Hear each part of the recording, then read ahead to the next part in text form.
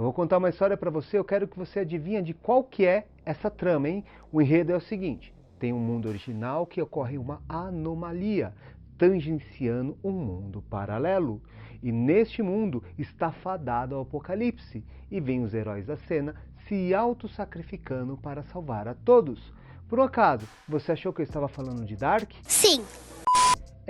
Até pode ser, é bem parecido. Porém, aqui eu me referi a Johnny Darko. Ops, é Donnie Darko. Eu tenho a língua presa, de vez em quando sai essa falha na dicção, hein? Vamos lá. Uma das inspirações para essa série alemã de muito sucesso. Ah, agora eu entendi! Inclusive, se você tá com saudade de assistir Dark, que nada consegue prender a sua atenção, assista Johnny Darko, que foi uma das inspirações para essa série. E no vídeo de hoje eu traçarei alguns paralelos com esse filme de 2001, que é considerado um cult que embanana na cabeça de muitos com a filosofia de Friedrich Nietzsche, para ser mais específico em 2 livros dele, que é Para Além do Bem e do Mal e a Genealogia da Moral. No entanto, antes de continuar, eu quero fazer a chamada. Eu sou o André Gussi e esse é Entreter e Conhecer. Você aí já assina a lista deixando aquele joinha maroto e se inscrevendo no canal para ter mais acesso a conteúdo que une o seu entretenimento com o seu conhecimento, que é possível aprender muito mais de forma simples, leve e direta com o que você assiste, joga e tudo mais. E agora, após a vinheta, vamos para o conteúdo de hoje?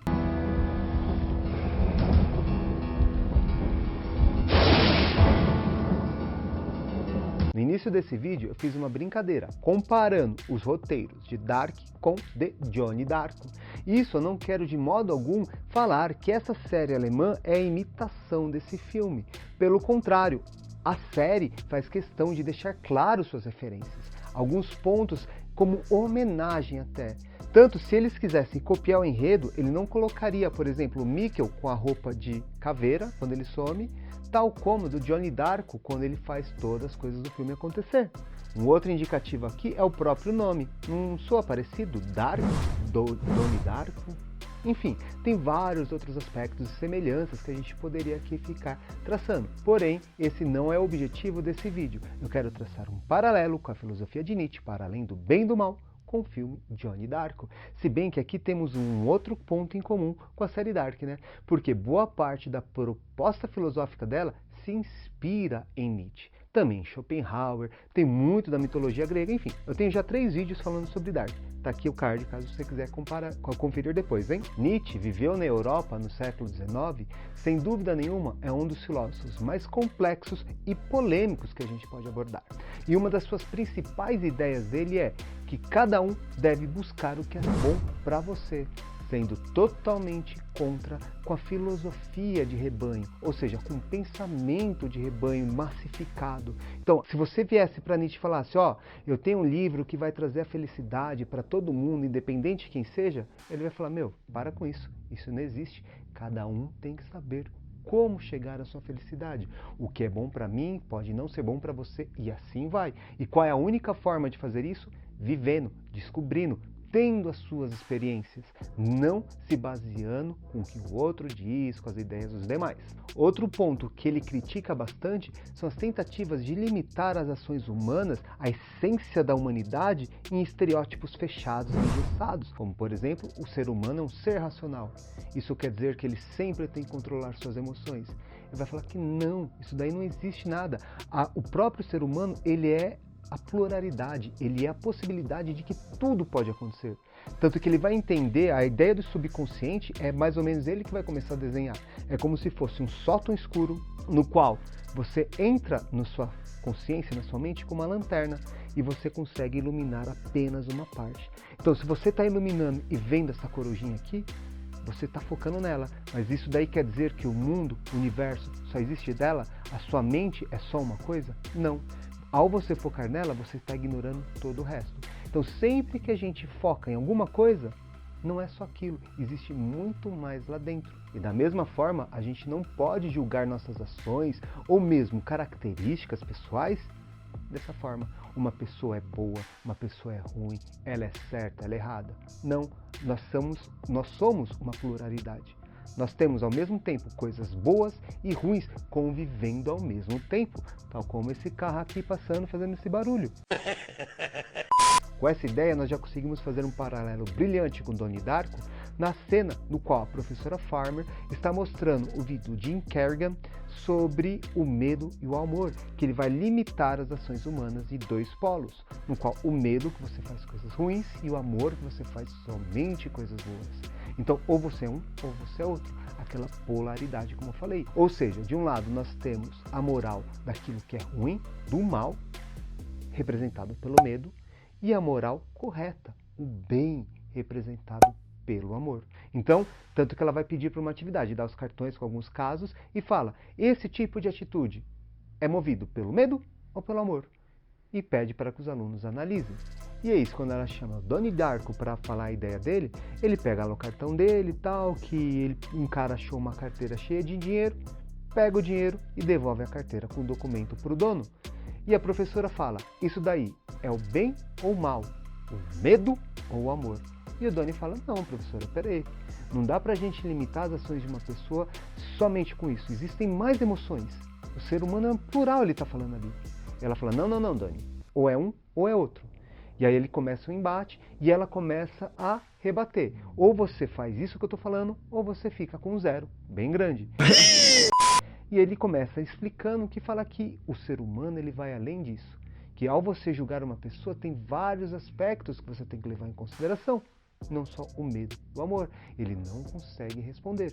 E aí, sendo uma referência direta com essa ideia de Nietzsche, nós somos os seres plural, que somos movidos por mais motivos. Nós não somos nem 100% bons, nem maus. A gente tem os momentos, tem as ações, tem as motivações que nos levam a certas coisas. Tanto que para Nietzsche, ele defende que as nossas ações e nossas escolhas não devem ser pela comodidade, pelo bem e pelo mal, e sim aquilo que nos faz ser um ser melhor. Ações e atos a gente tem que se mover que nos faça evoluir.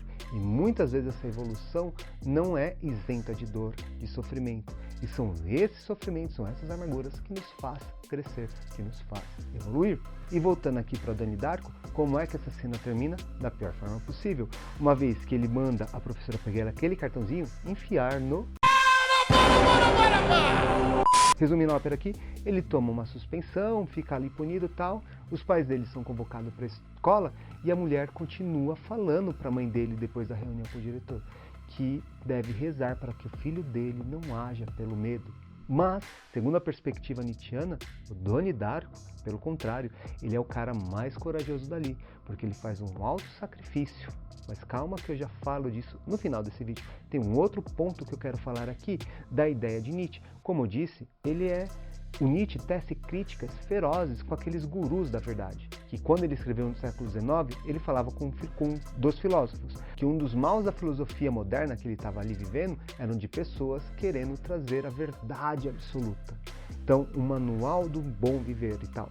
Então, qualquer forma de guru, de tentar mostrar um livro de autoajuda ou coisa do gênero, 10 passos para a felicidade, é totalmente incabível. Essa ideia também está muito expressa em Donnie Darko, uma vez que o Jim Kerrigan ele faz um vídeo de autoajuda que motiva as pessoas a agirem pelo amor e fugirem do medo, acertando as suas ações. E é isso que o Jim vai dar palestra na escola, ele começa a explicar ali suas ideias e ele pede para que as crianças façam perguntas, para ele ajudar a sair do medo e ir para o amor.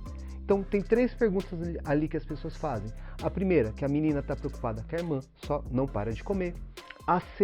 O segundo quer saber o que ele vai fazer para o futuro, o que ele vai ser quando crescer. E o terceiro é um menininho que está apanhando, sofrendo bullying da escola e ele queria saber como se defender. E o Jim ele vai dar aquelas dicas de autoajuda, o amor, não sei o quê.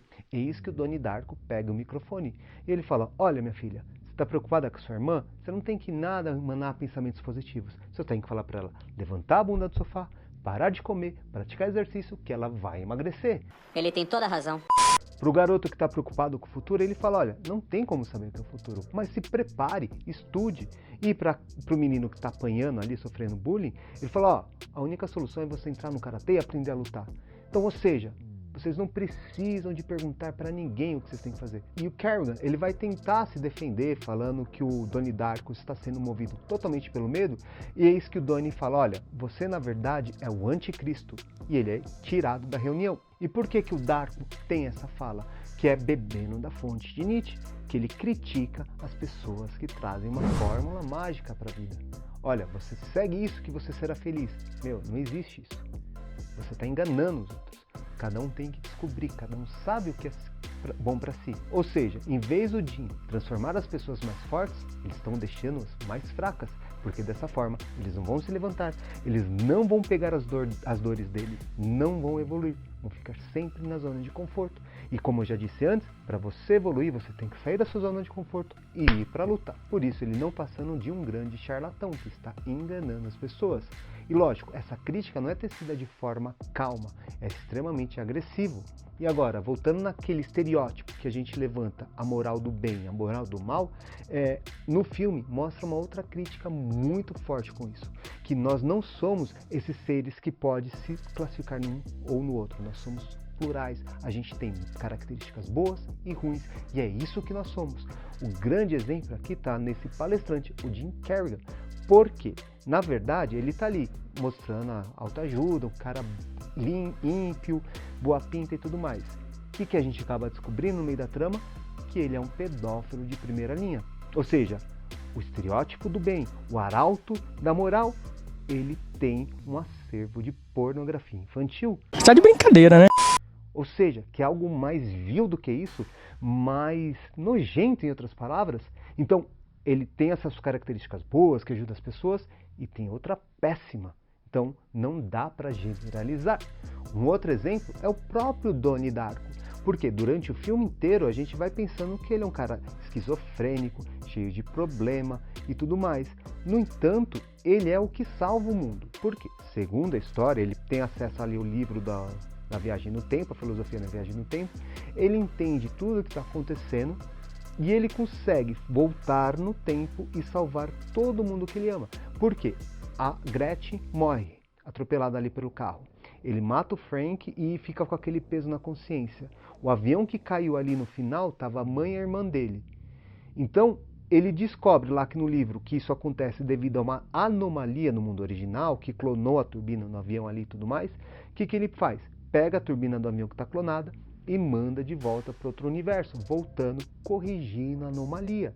Só que a turbina do avião cai em cima do quarto dele. E ele está na cama, ele está ali sorrindo. Uma das últimas cenas ele está ali sorrindo na cama, deitando dormir.